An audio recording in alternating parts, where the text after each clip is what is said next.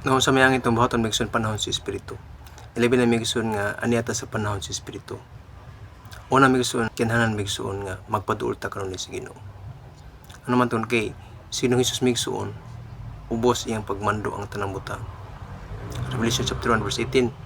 Ibin na kamatayon ang Hades, meaning ang mga dutang espiritu ubos iyang pagmando.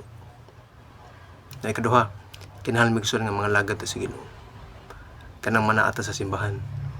Dili katulo migsuon kinahanglan tong basahon ang pulong sa Ginoo tungod kay espiritu usab kini nga magpahinumdom magiya kanato.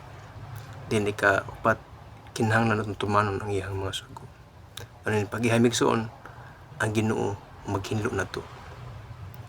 Maghinlo sa tanang espiritu, mga datong espiritu nga niya pa nato migsuon atong gipagpatukan. Umay tinud migsuon.